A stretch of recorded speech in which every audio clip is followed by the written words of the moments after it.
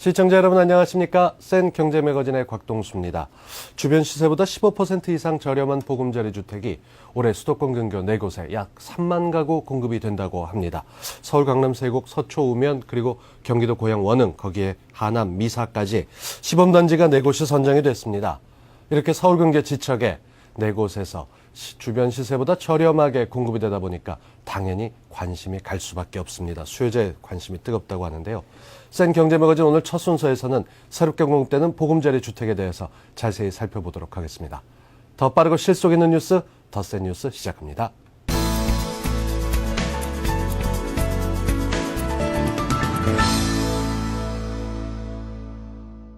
정부가 이렇게 보금자리 주택의 시범지구를 지정했기 때문에 이 수도권 분양시장의 판도가 바뀔 것으로 예상되고 있습니다. 관련된 자세한 소식 좀 알아보도록 하겠습니다. 서울경제신문 부동산부의 윤홍호 기자입니다. 어서 오십시오. 안녕하세요. 안녕하세요. 이 정부가 본격 추진하고 있는 새로운 유형의 주택들, 그중에서도 보금자리 주택에 관심이 많습니다. 국토해양부가 11일에 발표를 했던데요. 일단 보금자리 주택에 대한 개념부터 다시 한번 짚고 들어가죠. 예, 정부는 올해부터 보금자리 주택, 도시형 생활주택, 지분형 주택 등 새로운 방식의 주택을 잇따라 도입했습니다. 그중에서도 가장 관심을 모으고 있는 것이 이 보금자리 주택인데요. 보금자리 주택은 공공이 공급하는 기존의 국민 임대와 중소형 분양주택을 모두 아우르는 개념인데요. 중소형 분양주택의 경우 택지 공급 가격을 낮춰서 주변 시세보다 약 15% 이상 싸게 공급합니다. 정부는 올해부터 보금자리 주택을 본격적으로 공급하기로 하면서 4개 시범지구를 선정했습니다. 4개 시범지구에서 앞으로 공급될 물량은 보금자리 주택과 민간 중대형 아파트 등을 합쳐 총 6만 가구인데요. 이 가운데 약 4만 4천 가구가 보금자리 주택으로 공급될 예정입니다. 무주택자들만을 대상으로 하고요. 주목하실 만한 것은 보금자리 주택이 수도권 그린벨트 해제 지역에 집중적으로 배치된다는 것입니다. 네. 수도권 1, 2기 신도시들보다도 서울 접근성이 뛰어난 지역들이 많은데요.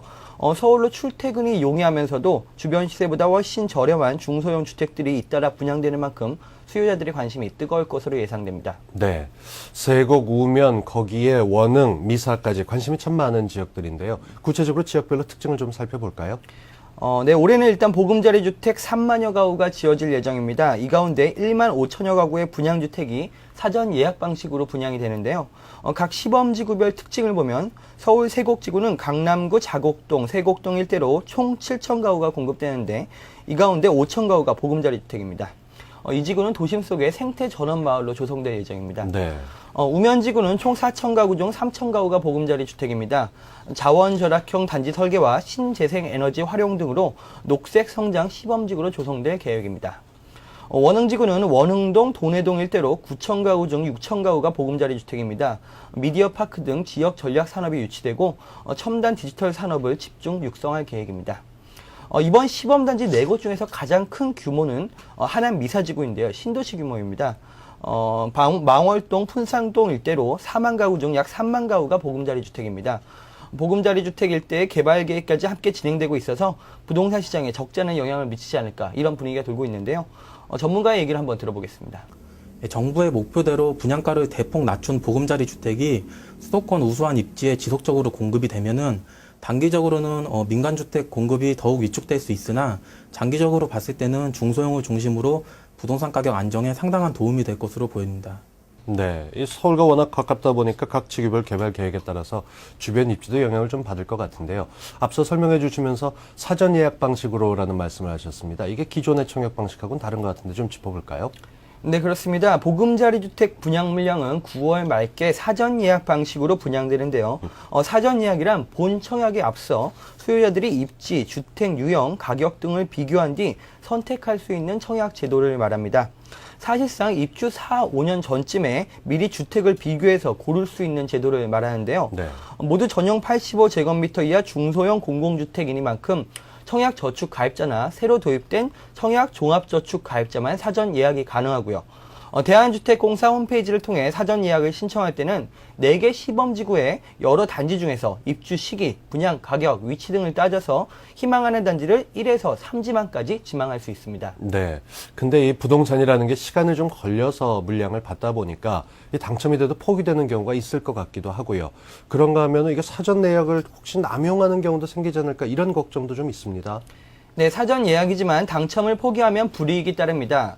사전 예약 남용 방지를 위해 부득이한 사정이 없는 예약 당첨 포기자나 청약 자격 등의 부적격자는 과밀 억제권역은 2년, 그 외 지역은 1년간 보금자리 주택에 예약 신청을 할 수 없습니다.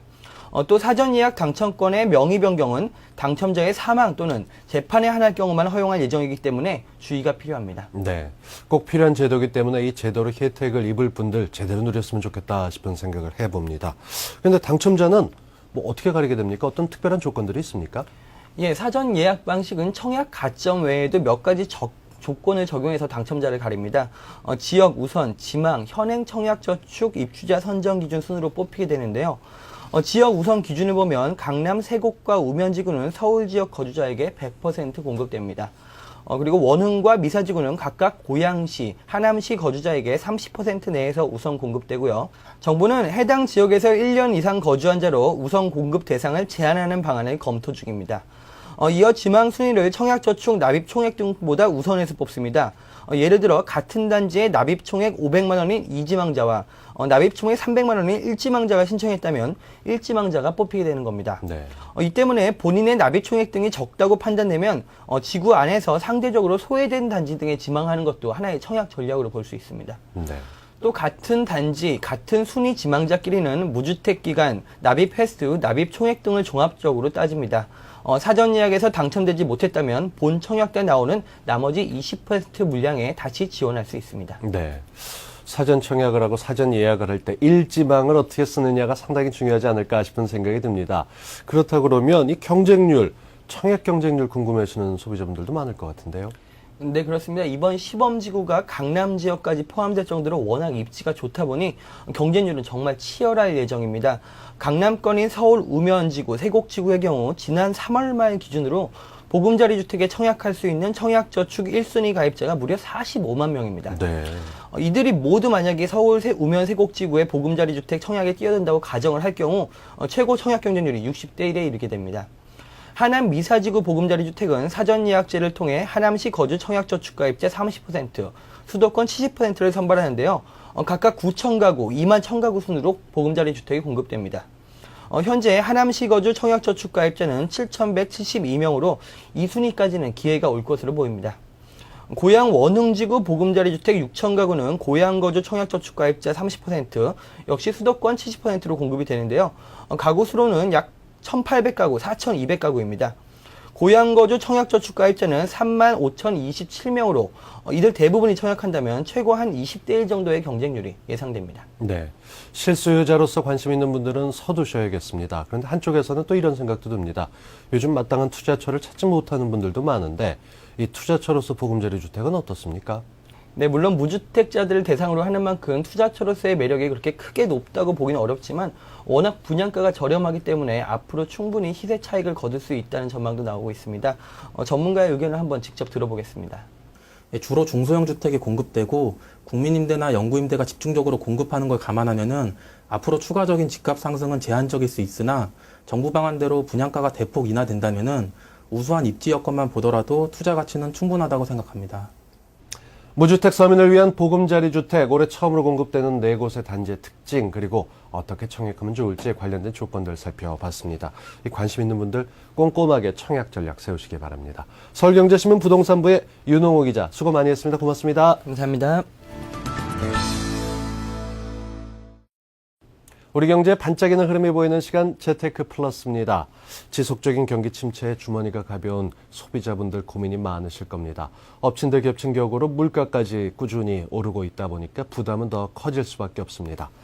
그런데요, 이런 가운데 품질은 최고, 가격 부담은 최소로 해서 얄팍한 지갑을 열 수밖에 없게 만드는 그런 곳이 있답니다. 할인은 기본이고 시간대만 잘 맞춰서 가면 대박 횡재를 누릴 수 있다는 알뜰 쇼핑의 명소가 있는데요. 지금부터 만나보시죠.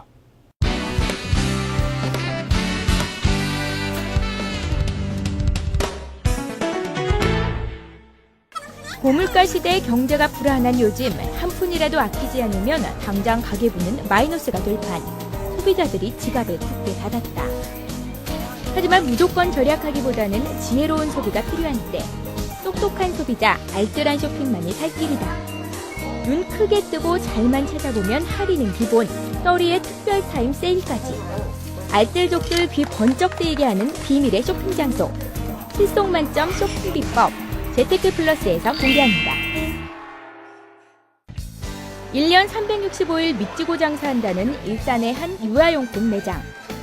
소문 듣고 찾아온 손님들로 연일 가게 안은 북적북적 장사진을 이룬다는데, 유아용품에 관해서는 없는 것 빼고는 다 있다는 이곳. 유아용 의복에서 출산 준비물, 완구, 도서 식품까지 다양한 제품을 한자리에서 만날 수 있어 편리함을 추구하는 젊은 엄마들에게 인기를 끌고 있다. 아무래도 가격적인 면에서 많이 만족을 하세요. 할인율 자체가 70에서 한 80% 정도 되기 때문에 이렇게 많이들 오세요. 온라인 쇼핑몰보다 다양한 종류의 훨씬 저렴한 가격으로 엄마들 사이에서 입소문을 타고 있다. 딴 데보다 그 상품 종류도 많고 그리고 가격도 훨씬 저렴하고 인터넷으로 찾아봤는데 여기가 가격도 굉장히 싸고 물건도 다양하고 할인 행사 같은 것도 많이 하고 이벤트도 많이 한다 그래서 왔어요. 물건 구성이 좋고요. 물건이 가격이 딴 데보다 많이 저렴해요. 그래서 많이 애용해요. 일단 가격적인 면에서 대만족하니 하나 살 거 2개, 3개. 욕심내서 일단 무조건 집어들고 보는 엄마들. 모든 용품을 최소 20%에서 최고 80%까지 할인된 가격으로 구입할 수 있다 하니 몸을 옷에다 맞춰서라도 다 가져가고 싶은 마음이 드는 건 당연지사. 그런데 이렇게 저렴하다 보니 혹시나 하는 오해도 있을 법한데, 저희는 그 제조사와 그 수입사로부터 직접 그 거래를 통해 가지고 소비자님들한테 이제 물건을 공급하게 되니까 중간에 유통 마진을 최소화시킬 수 있어서 저렴하게 팔 수 있는 것이고요. 두 번째로는 저희는 전국의 체인망을 또 형성하고 있어서 대량으로 상품을 구매를 하기 때문에 그로 인한 원가를 절감시킬 수 있는 이유로 인해서 이렇게 저렴하게 판매하게 될 수 있습니다. 최근 유아 전용 쇼핑몰이 늘어나 업체들끼리 특화 경쟁도 치열하다. 그런 가운데 엄마들이 유독 이곳을 많이 찾는 이유는 다양한 상품을 한 곳에서 구매할 수 있는 원스톱 쇼핑이 가능하기 때문이다. 백화점만 가봤는데 백화점보다는 좀 종류도 그렇고 보기도 편하고요. 좀 싼 것 같아요. 또한 유통마진과 관리비를 최소화해 제품의 가격대는 할인점 수준도 안 된다. 자, 이쯤 되다 보니 대박 찬스 노리는 알뜰족들에겐 절대 놓칠 수 없는 기회가 아닐 수 없지 않은가. 애기 내복이랑 뭐 선크림, 이제 여름 다가오니까 선크림류랑 뭐 그런 것들. 오늘 여름 용품 많이 샀어요. 샌들하고 선캡하고 그다음에 여름 나시티하고 해서 많이 구입했어요. 주말에는 타임세일 등 더 다양한 가격 할인 이벤트가 마련돼 보다 알뜰한 쇼핑을 즐길 수 있다. 뿐만 아니라 편의시설과 문화공간까지 두루 갖춰 엄마들의 발길이 끊이질 않는다. 일산의 한 창고형 매장. 1,000원으로 옷을 살 수 있다는 이곳. 재래시장 같기도 하고 도무지 이곳에 옷가게가 있을 거라고는 상상이 안 되는데 아는 사람만이 안다. 1,000원짜리 한 장이면 된다는 비밀의 쇼핑 장소. 계산을 맞춰주시기 바랍니다. 방송이 끝나기 무섭게 갑자기 사람들 발걸음이 바빠졌다. 그런데 바삐 달려온 손님들 손에 들려주는 까만 봉지. 뭐예요? 1,000원 봉투요. 1,000원 봉투, 1,000원 봉투. 이게 1,000원 봉투예요. 1,000원 봉투. 좋은 물건 많이 담아서요. 싸게 많이 가져갈 거예요. 1,000원밖에 받지 않습니다. 그리고 모피를 찾는 분은 이거 신봤다라고 크게 외쳐주시고 찾으면은 감사할 따름이겠죠. 꼭 찾겠습니다. 출발! 이런 초특가 할인 매장에서도 반짝 세일 이벤트가 존재한다. 나눠준 까만 봉지에 들어가는 만큼 모두 1,000원에 가져갈 수 있다. 지금부터 열을 하겠습니다. 아직 볼 것 많은데 시간은 없고 손님들 맘만 다급해진다. 너무했다. 시간 조금 더 주지. 아직 부족한데 시간이 없어서요. 하나에 1,000냥. 듣고도 못 믿을 가격에 전국 팔도 발품 팔아온 알뜰족들. 그저 하나라도 더 담고 싶은 간절한 마음뿐인데. 그런데 이때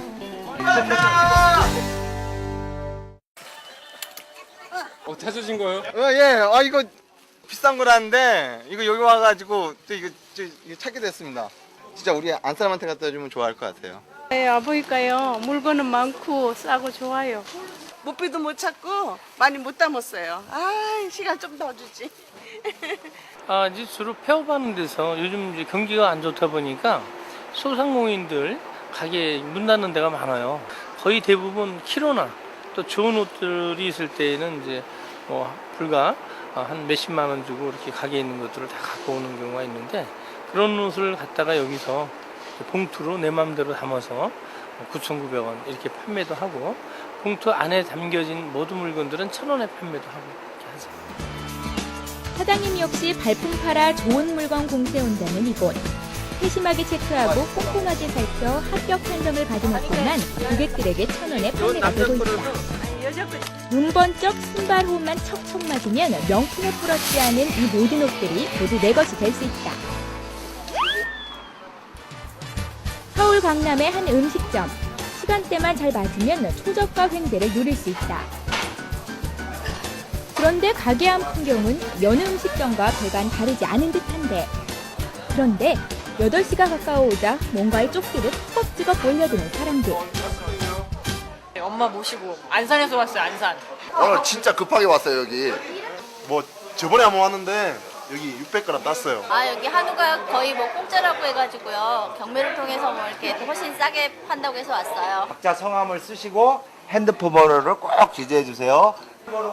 운과 시간대만 잘 맞으면 버스값도 안 되는 가격에 최고급 한우를 맛볼 수 있다. 이제 응찰카드를 나눠드리는 이유는 저희들은 손님으로 보지 않고 우리 한우 사랑을 실천하는 가족들로 봅니다. 우리 가족들끼리 또 한껏 또 즐겁게 한우 드시면서 즐거운 시간을 갖자는 의미에서 매일 이 시간에 저희가 이제 축제로 해요. 이거 잔치로. 딱 봐도 신선해 보이는 선홍빛깔에 좁쌀을 뿌려놓은 듯 촘촘하게 박힌 예술적인 마블링. 37,000원짜리 한우 600g에 이런 경매. 너무 터무니없는 가격이라 못 믿을 분들을 위해 직접 확인한 결과 진짜 한우 맞습니다. 드디어 8시 정각. 경매를 알리는 짐소리가 울리고 추첨이 시작됐다. 감사합니다. 매일 이 시간에 진행하는 경매 시간입니다. 감사합니다. 꽃등심 600g의 주인공이 올라오십니다. 꽃등심 600g 1원. 꽃등심 600g 1원. 전주희님. 처음 경험하고 맛보는 진짜 1원짜리 한우. 눈 깜짝하는 사이 상상 초월 말도 안 되는 가격으로 맛보는 한우 맛. 날아갈 듯한 기분까지 덤으로 얻으니 가히 환상적이다. 예상 못했는데요. 받게 돼서 너무 기분이 좋아요. 돼지고기보다 훨씬 싼 가격에 소고기를 먹을 수 있어서 너무 좋고요. 그리고 고기도 맛있어요. 다음에 또 오고 싶어요. 가격이 솔직히 부담스러웠는데 또 여기 와서 막상 보니까 또 그렇지도 않다는 게 여기 온 또 보람도 있고요. 한마디로 한우 비싸서 못 먹을 고기였습니다. 그래서 그렇게 되면은 자연히 한우 사육 기반이 붕괴됩니다. 그래서 싸게 부담 없이 우리 국민들이 누구나 한우를 즐겨 드실 수 있도록 하자는 의미에서 했습니다. 점점 얇아지는 지갑. 한숨 쉬며 탓하기보다는 한 푼이라도 아낄 수 있는 쇼핑의 지혜를 배워보는 것은 어떨까? 알뜰 쇼핑의 왕도는 따로 없다. 발바닥 땀나도록 노력한 만큼 배울 수 있다는 이 평범한 진리는 알뜰 쇼핑에도 그대로 적용된다는 사실 꼭 기억하자.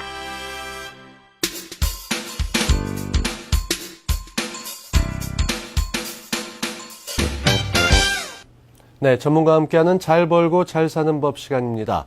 얼마 전 국토해양부가 2020년 광역도시계획을 변경해서 발표를 했습니다. 수도권의 개발축이 달라질 전망입니다. 이렇게 개발축이 바뀐다면 투자계획도 다시 점검해 보셔야 될 텐데요. 오늘 광역도시계획의 부동산 투자 전략에 대해서 살펴보도록 하겠습니다. 전 명지대학교 부동산대학원의 박준호 교수와 4회에 걸쳐서 살펴보겠습니다. 교수님 어서 오십시오. 안녕하십니까. 네. 2020년 광역도시계획 많은 분들이 궁금해하고 계십니다. 이게 어떤 내용인지부터 좀 짚어주시죠. 우선 시청자 여러분들이 쉽게 이해를 하셔야 됩니다. 광역도시계획이라는 건 예를 들어서 내가 수원에서 산다. 그러면 수원에서 시내버스, 버스를 타고 돌아다니면 시내버스가 되는데 네. 수원에서 성남을 거쳐서 서울로 오게 되면은 이것이 이제 광역버스를 타셔야 됩니다. 그러면 이제 이 공간에서도 바로 뭐냐면 수원에서도 개발 계획을 수립할 거고 성남에서도 개발 계획을 수립할 거고 그럼 서울에서도 개발 계획을 수립하는데 네. 이 세 군데 지역을 한데 어울려서 만드는 것이 광역 도시 계획이라고 보통 얘기하는 겁니다. 그러면은 수원에서의 자기 자체의 그 개발 계획을 우리가 보통 도시 기본 계획이라고 하고 그 다음에 거기에 이제 또 옆에 있는 시군하고 하는 것을 광역계획이라고 합니다. 요 광역계획과 도시기본계획이다라고 하는 것은 이제 하위계획인데 요것은 일종의 청사진의 역할을 합니다. 네. 자기 지역에 대한 공간의 청사진 역할을 하는데 이거를 위에서 누가 모태적으로 끌고 가줘야 된다 이거죠. 끌고 가주는 것이 그 유명한 광역도시계획입니다. 그래서 이 광역도시계획은 지금 얘기하는 도시기본계획과 광역계획의 그 가이드라인에 대한 역할을 하게 됩니다. 그러다 보니까는 한 지역의 특정한 지역의 개발계획보다는 상위계획이 돼야 되기 때문에 우선은 제일 먼저 공간에 대한 구조와 기능을 분담을 시켜줘야 됩니다. 서로 네. 자기 지역에 좋은 공간이나 내용을 가져가려고 하기 그렇죠. 때문에 골고루 분담을 시켜줘야 되고 두 번째는 가장 요즘에 문제가 생기고 있는 녹지축에 대한 환경 보존 문제가 되고 그 다음에 광역시설 보통 도로 철도가 되는데 이거에 대한 골고루 균형적인 배치가 돼야 됩니다. 그래서 광역도시계획의 특징은 바로 뭐냐면은 제일 먼저 전략적인 계획이 돼야 되고 그 다음에 정책적인 계획이 돼야 되고 하위 계획에 대한 지침의 역할을 해야 됩니다. 예. 좀 모태적인 역할을 해야 되죠. 그러니까 시청자 여러분들이 좀 더 쉽게 이해하자면은 어느 지역을 어떻게 개발할 건가에 대한 최상위 계획을 광역 계획이라고 보시면 됩니다.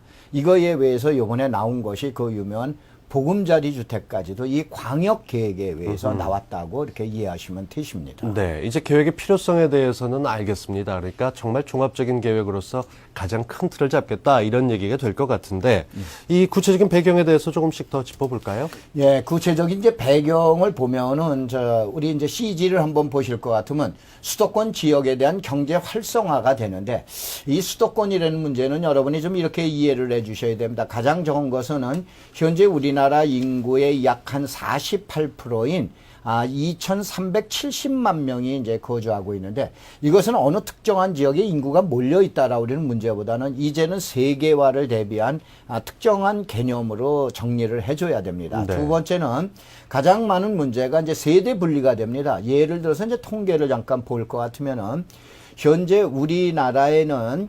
4,780만 명의 인구가 있는데 이 인구가 2020년도가 되면 약 4,995만 명, 결국 5천만 명을 못 넘는 거로 통계에서는 잡고 있는데 수도권에 이 인구가 현재는 48%가 몰려 있는데 이 인구가 2020년도가 되면은 자그마치 54%인 그 2,666만 호가 그 가구가 몰려들게 됩니다. 이렇게 되면 특정 지역으로 또 너무 편중을 하게 되고 그 다음에 현재 우리나라에서는 그 세대수를 잠깐 볼 것 같으면은 우리 1인 가족이 3.26명의 그 세대가 거주하고 있는데 네. 일본처럼 이제 앞으로는 이제 한 10여 년이 지나고 나면은 우리나라에서도 약 2.64인 정도로 내려간다라고 합니다. 그러면 예. 바로 뭐냐? 현재 수도권에는 660만 호의 주택이 있는데 이것이 990만 호까지 늘어난다고 합니다. 바로 뭐냐? 세대 분리가 되고 나홀로 세대수가 늘어나다 보니까 수도권으로 인구는 집중하죠. 세대수는 늘어나게 되죠. 그 다음에 주택 공급이라는 건 약 115%까지 해야 되는데 현재는 전 국토의 우리나라 전체의 보급률이 이제 딱 100% 맞춰졌습니다. 이러한 여러 가지 문제를 맞추다 보니까는 서민주택에 대한 복지, 주거 문화에 대한 향상이 좀 필요하게 됐고. 예. 그러면 우선은 여러분 또 CG에서 볼 것 같으면은 반경 20km라고 나와 있는 이 CG 안에 하얀 부분이 있을 겁니다. 이것이 이제 서울시가 됩니다. 그래서 이제 과거에는 10km 이내에서, 도심지로부터 10km 이내에서 서울시가 발전하다가 반경 20km로 넘어지는데 20km가 되면서 광역계획에서 그 유명한 수도권 외곽순환도로라고 하는 제1 외곽순환도로가 나옵니다. 네. 그 외곽순환도로가 나오는 90년대까지 이루어지다가 보니까는 수도권의 인구 집중이 되다 보니까 이제는 반경 30km, 40km까지 나가게 됩니다. 최근의 통계에 의하면 반경 40km 이내에 거주하는 시군의 5% 정도 인구가 서울로 유입을 네. 통근을 하고 있다라고 합니다. 이렇게 되다가 보니까는 점점 거리는 멀어지고, 또 도시에 대한 집중화가 일어나다 보니까는 반경 20km 이내에 녹색 부분으로 나온 부분이 그린벨트입니다. 근데 이 그린벨트에서 대부분들이 어떻게 되나 과천 밑쪽으로 내려가는 여러분 잘 아시는 성남과 그 다음에 그 용인과 그 다음에 화성과 평택 라인으로 하는 남부축만 비균형적으로 발전되다가 또 최근에는 이제 청라와 송도라고 우리는 서쪽 축만 네. 발전이 됩니다. 이러다 보니까 지역의 균형 발전이라는데 문제가 생기다 보니까는 그린벨트가 수도권에서 가장 가까운 지역인 바로 구리라든가 남양주라든가 시흥이라든가 광명이라든가 이렇게 해서 축을 이번에 그 광역도시계획에서 변경을 해준 겁니다. 네. 그래서 이제 앞으로 이 지역 내에 있는 지자체의 도시기본계획이나 이런 내용은 많은 내용이 바뀌면서 최근에 언론에 나온 것처럼 이제는 수도권의 개발축이 변경된다. 이렇게 이해해 주시면 제일 정확할 것 같습니다. 네, 이렇게 지도를 놓고 보니까 공간 구조도 좀 보강해 나가면서 말씀하신 대로 이게 개발의 축이 한쪽에 쏠려 있던 것들을 이제 좀 변경하는 그런 의미도 갖는다 싶은데 예. 이 도시마다 어느 거나 부족한 부분이 좀 있었고 문제가 되는 부분들도 있습니다. 예, 예. 그 지역에 살고 계신 분들은 더 잘 느끼실 텐데 이 큰 그림에서 볼 때 구체적으로 수도권의 축은 어떻게 바뀌게 됩니까? 수도권 축은 이렇게 이제 보셔야 돼요. 자, 여기 이제 CG에서 나타난 듯이 가장 문제가 되는 것이 이제 오른편 쪽인 이제 바로 팔당댐 상류 지역이 됩니다. 네. 여기는 1,000만 명 이상의 그 식수를 해결하는 문제라 이번에서도 많이들 빠졌습니다. 이번에 여러분들이 보금자리 주택의 4개 시범단지 중에서 일종의 신도시급 규모인 미사지구 같은 네, 네. 경우 보면 팔당댐 바로 아래에 있다 이거죠.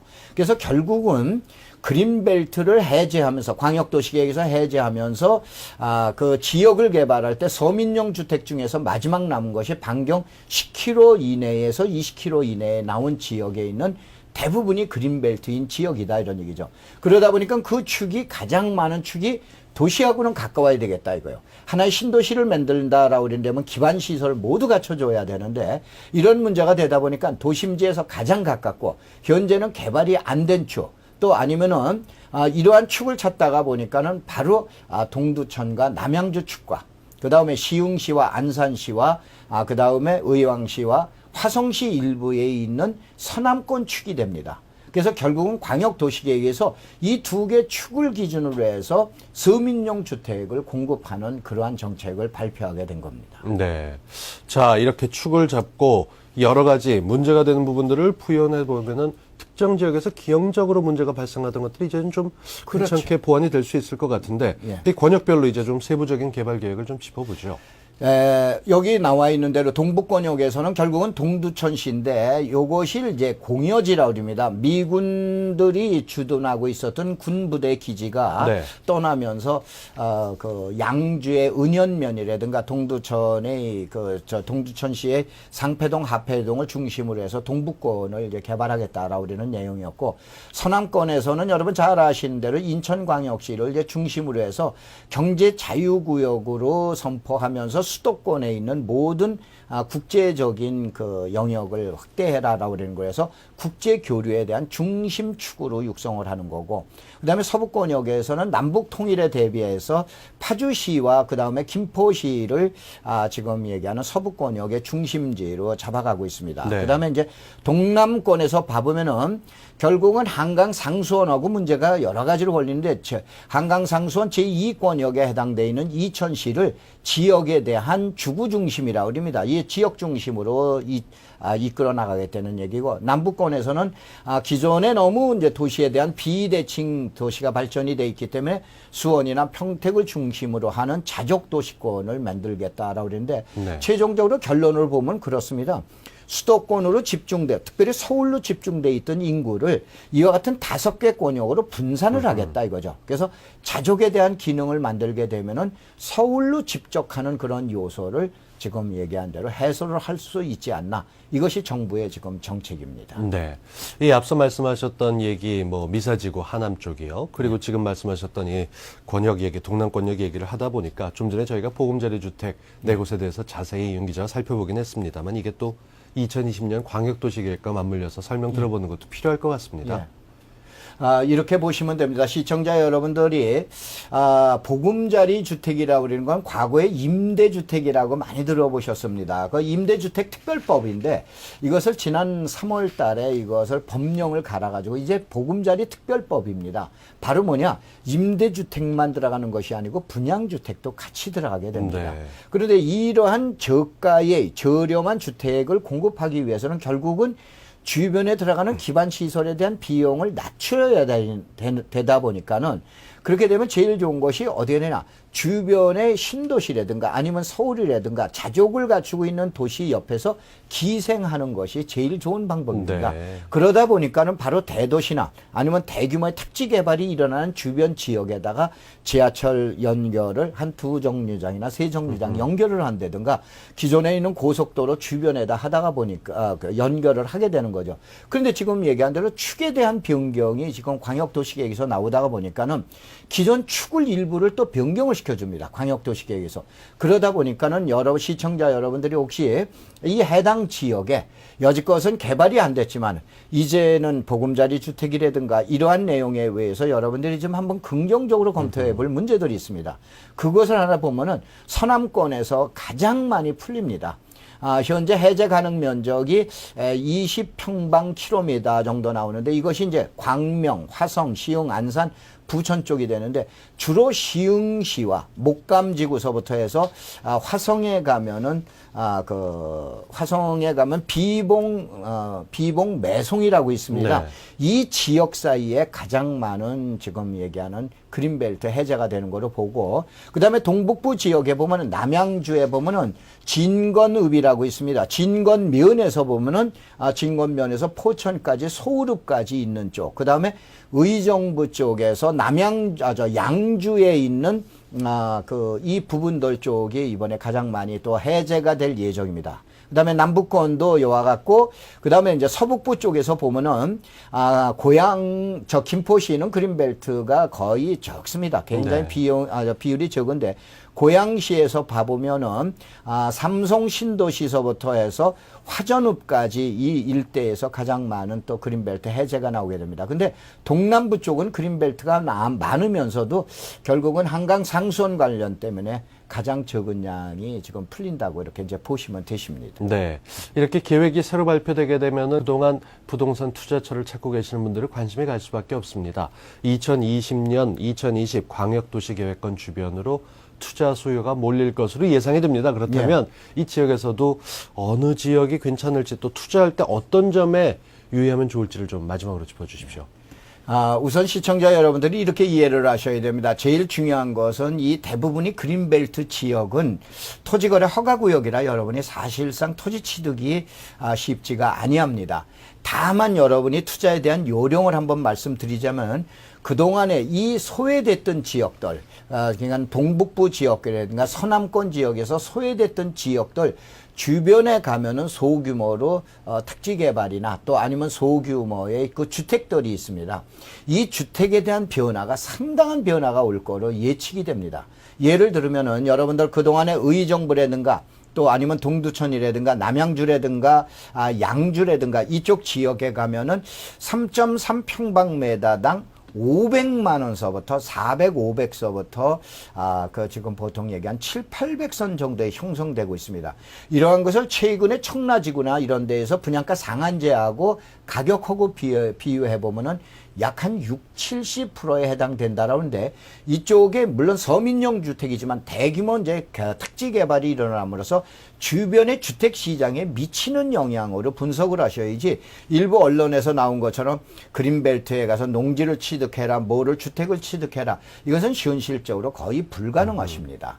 그 다음에 여러분들의 서남권 쪽에서 보면은 시흥시에 여러분들 아마 많이 가보셨을 거예요. 그 목감지구, 저 보통 얘기한 소래포구서부터 시작을 해서 쭉 내려오다가 보면은 화성 비봉이나 매성에 가면 보통저수지 주변까지입니다. 이쪽 일대가 전부가 그린벨트입니다. 대부분이 그린벨트인데 이쪽 지에 가면 소규모 취락으로 해서 마을들에 있는 주택들이 많이 나와 있습니다. 여러분들이 이런 거를 매입하시고, 다만 여러분들이 그린벨트에서 하나 여러분들의 주의사항을 한번 말씀을 드릴 것 같으면, 원래 개발 제한 구역의 보전 및 이용에 관한 법률, 보통 우리가 얘기하는 그린벨트법이라고 얘기합니다. 이 그린벨트법에서는 환경, 생태, 자연도를 따지는데 1등급에서 5등급인데 제일 첫 번째가 임야를 제외합니다. 특이한 경우를 제외하고는 임야는 지금 얘기한 대로 훼손하지 아니하는 것이 원칙입니다. 그래서 여러분들이 만약에 투자를 그린벨트 내에서 혹시 토지나 이런 것에 관심이 있으시다라 그러면 임야를 제외한 농지나 또 여러분들이 그 외에 다른 용도로 사용하고 있는 택지나 이러한 것을 여러분에게 권해드리고 싶습니다. 네. 2020 광역도시계획에 따라 달라지는 부동산 투자의 지형도 관련돼서 오늘 내용을 살펴봤습니다. 전 명지대학교 부동산대학원의 박준호 교수 말씀 잘 들었습니다. 고맙습니다. 예, 감사합니다.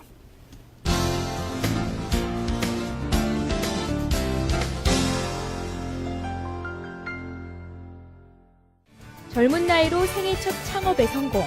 하지만 기쁨도 잠시 IMF 경제 한파로 인해 한순간에 무너졌다. 그는 포기하지 않았다. 오로지 할 수 있다는 용기와 젊음 하나로 재기의 노력을 게을리하지 않았고 결국 연 40억 매출을 기록하는 철강회사 CEO로 당당히 자리 잡은 고한택 대표.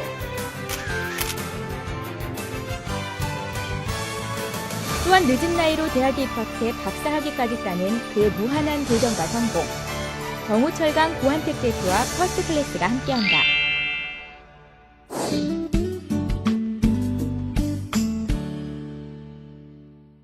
학교 졸업 후에 다른 사람들은 대기업이다, 공무원이다 많이 쫓아다녔죠.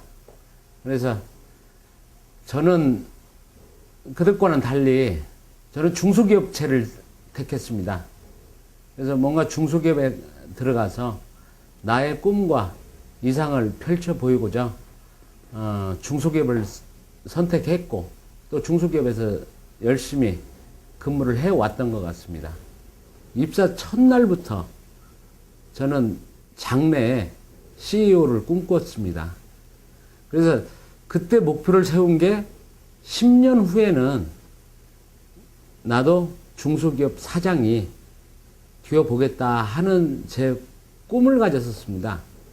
그래서 직장생활을 하면서 직장생활 첫날부터 그 꿈을 10년 동안 이어갔고 만 10년 만에 그 회사를 그만두고 창업하게 되었습니다. 제가 어차피 공부한 것도 공고를 졸업했고 공대를 졸업했고 제가 배운 거는 어차피 기계 분야의 일이었습니다. 그래서 제가 근무한 곳도 전부 그 기계 분야의 플랜트 업종의 회사들이었습니다. 그래서 저는 제가 제일 잘 알고 제가 제일 자신감 있는 그런 그 기계 쪽을 택해서 제가 창업을 하게 되었습니다.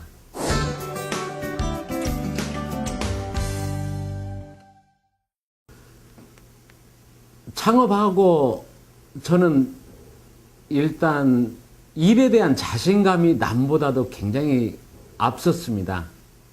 그래서 나에게 주어진 어떤 기계 제작 일만큼은 남보다도 더 빨리, 더 품질 좋게 만들어낼 자신이 있었습니다. 또 그 자신이 현실 속에서 많이 나타냈었고요.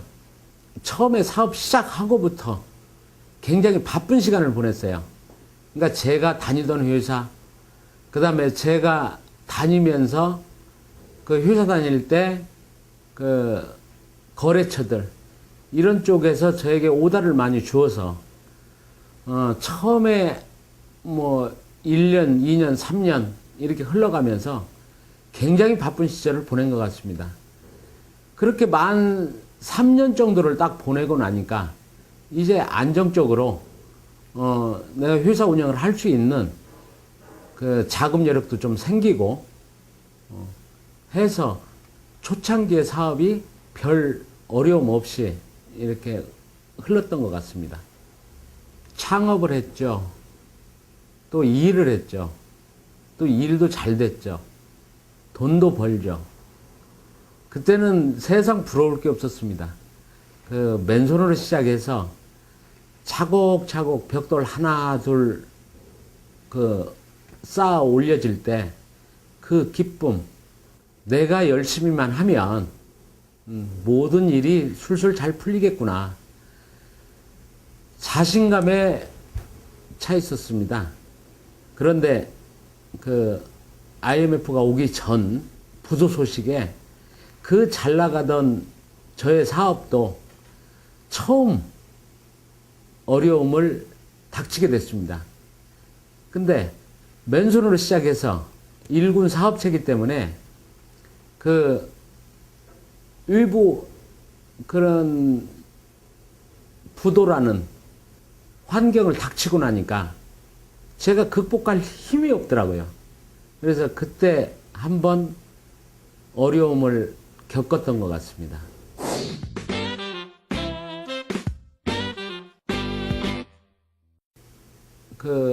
한 가지 저는 이 사업을 하면서도 자신 있게 말씀드릴 수 있는 부분이 이 철강 기계 제작이라는 게 바보스럽지만 매력 덩어리 사업 같아요. 왜냐하면 이건 좀 정직하다고 할까요? 사업이 열심히 일하고 열심히 기술을 익혀서 열심히 하면 그 결과가 좀 다른 사업에 비해서 정직한 사업 같습니다. 우직한 사업 같고요. 마치 철 닮은 사업 같아요. 그래서 철 냄새 맡는 게 좋고 철 제작을 하는 게 좋고 그래서 이 업종이 사랑스러웠던 것 같습니다. 제가 작년이 우리 나이로 49이에요.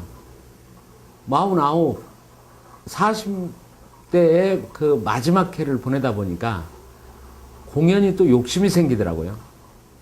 40대의 아름다운 마무리를 멋지게 한번 해보자. 그래서 지금 회사 일하기도 바쁘고, 그 다음에 박사 학위 논문 쓰기도 바쁘고, 바쁜 거 너 알아. 너 스스로에게 그렇게 얘기를 했습니다. 하지만 40대 아름다운 마무리를 하기 위해서 너 조금 더 고생하면 안 되겠니? 저한테 저 스스로 자기 주문을 했습니다. 그래서 무슨 의미 있는 일을 할까 이렇게 생각을 하다가 책을 한 권, 내가 공부했던 거, 내가 제기하면서 느꼈던 거, 성공학 에세이 한 권 써보면 어떻겠냐 생각을 해서 그때부터 성공학 에세이 집필을 시작해서 작년 그 12월이죠. 40대가 다 해가는 그 말미에 제가 책을 한 권 내게 됐고 올 2월 24일 졸업과 동시에 그 책을 출간하게 되었습니다.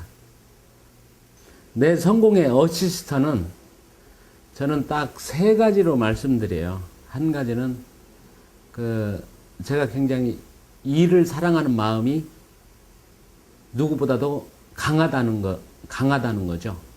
그래서 일에 대한 애정과 열정만큼은 대한민국 1등이 되고 싶은 남자예요. 그 다음에 2번째, 하루도 일을 놓지 않았어요. 하루에 단 5분을 일하든 10분을 일하든 1년 365일 하루도 일의 끈을 놓지 않았다는 거죠.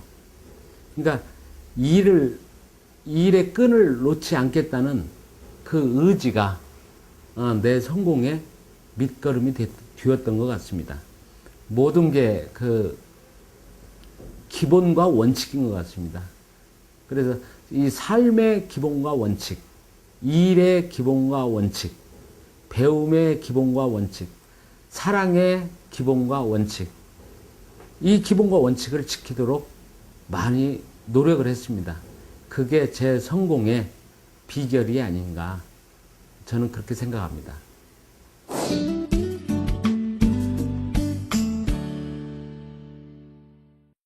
또 다른 꿈을 향해 도전하려고 생각을 많이 합니다. 그게 제가 그 강의 자료로 작성했던 더 월드 베스트입니다. 세계 제일의 제품을 한번 만들어 보고 싶어요. 그러니까 그동안 사업 시작해서 성공했고 또 중간에 어려움도 한번 겪었고 다시 재기를 했고 하는 과정에서 큰 꿈을 갖지 않고 내가 열심히만 하면 되겠지 하는 생각뿐이었습니다. 하지만 이번에야말로 제 또 다른 꿈을 갖고 싶고 그 제 또 다른 꿈이 그 세계에서 1등 제품을 한번 만들어 보여야 되겠다 하는 게 제 꿈인 것 같습니다. 이 꿈은 꼭 실현하고 싶습니다.